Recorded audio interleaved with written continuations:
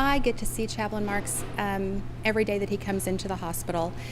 He has taken it upon himself to come here twice a week to visit with all of our clients at the hospital. He is one of the kindest, most caring, and compassionate people I think I've ever worked with.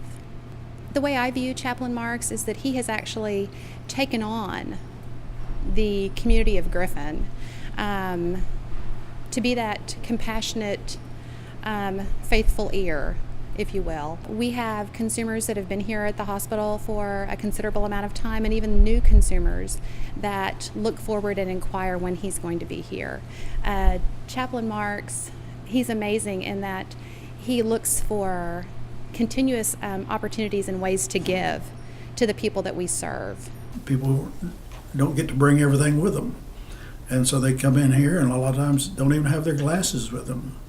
And I stopped by the Dollar Tree, buy about 5 or 6 pair of glasses of different strengths. And this morning I gave away one that was 1.5 strength and gave it to the man when I gave him one of the Gideon Bibles. And the Gideons have been very gracious to give me Bibles. And he looked at it and he said, "This is just right for me." So, you know, it was worth it.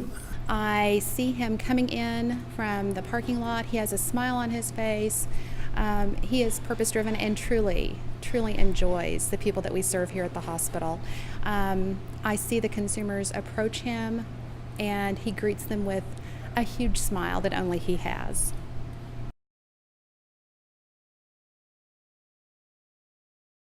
Mary Ann has been volunteering with Northwest Center Behavioral Health and Outpatient Woodward for over 15 years. She was nominated by her peers in Woodward Outpatient. You know, sweet lady, wonderful lady, dedicated to volunteering in the Woodward community. She's sharp as a tack when you meet her. She greets and meets people. I like getting out and meeting the people and at the hospital and here, and I meet people that I wouldn't ordinarily see. The biggest thing with volunteers, of course, in our business is to make sure the confidentiality, especially in rural areas, and Mary has never been a concern. She's probably the one that we need to recruit and become the volunteer coordinator for a facility to get more wonderful people like her. She's so humble and feels like she's just playing a little part that is such a huge part to us. And the respect, you know, that the peers see from that somebody else comes in and helps them, and to be able to do that and to free them up, huge part.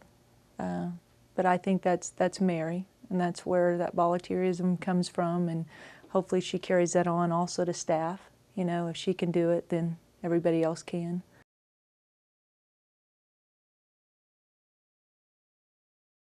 Tommy Price worked for us as a staff member with our PAC team, and he found out he was eligible for retirement. So he wanted to retire, but he wanted to continue to come back and volunteer and utilize his expertise in the substance abuse field. He's an LADC. So he comes in on Wednesdays and still co-facilitates groups. He still helps out of the PAC team. Never asks for any kind of recognition or accolades or whatever. I just like working with the clients that we have here, trying to help them. Just if I just can see one progress, do better. It just makes me feel good. I like to see it. I like working with them. Tommy Price is very cheerful. He has a very positive attitude. You walk in and you feel that positive energy coming from him. So in his retirement, in all of his volunteer time, he's helped out with the NAMI walks. He's helped out with community projects along with the PAC consumers so that he can get them out of the house and keep them active. And the consumers love it because they heard he was retiring and they were getting upset, but they found out he was going to come back and volunteer, so they were okay.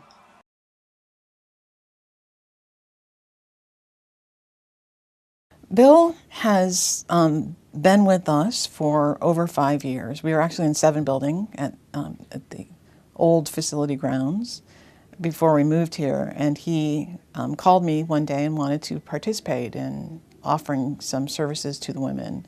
And what he's been doing with them is a traditional Native American medicine wheel class every other week for over 5 years now. And also, about 2 years ago, we decided that we'd like to try a sweat lodge. So he, along with a partner of his, came up and constructed the sweat lodge and had the women help them. We have about a 20 to 25% Native American population at any given time. So they find it especially helpful to have a little bit of culture, and it brings a little piece of home.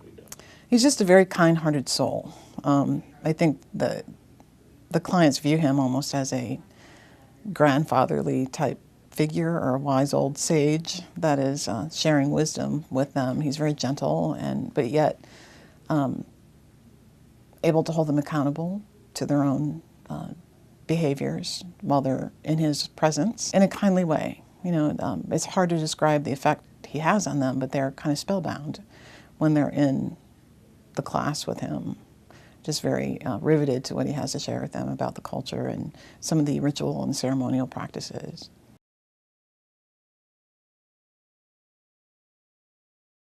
Greg goes into communities. He helps them pick up the pieces after an event. But he also is very forward-thinking and trying to do suicide prevention before an event would happen. My goal was I don't want to lose another officer, let alone another civilian, to suicide when what we understand it's the most preventable cause of death. It doesn't make any difference if it's 3 o'clock in the morning or if it's 7 o'clock on Monday morning. He's ready to go and ready to help at any time. Suicide is something we can work on. And it's something I just had a passion for, and I started at the departments. I've been to the civilian population and taught the classes, and getting something back is knowing that one housewife, that one school teacher, that one person out there can make a difference. If it's their child or my child they talk to, we have to develop this safety net within the community. It doesn't fall on you guys, and it doesn't fall on the department. It falls on all of us. It's all of our responsibility. He is what every community should have, is a torchbearer to do suicide prevention. He creates hope everywhere he goes.